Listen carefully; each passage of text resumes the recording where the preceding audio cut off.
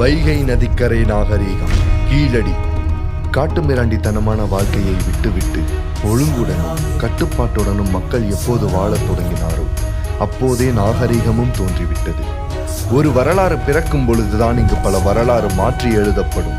சங்க காலம், golden years, 2000 ஆண்டுகளுக்கு முன்பு என்பதுதான் வரலாறு.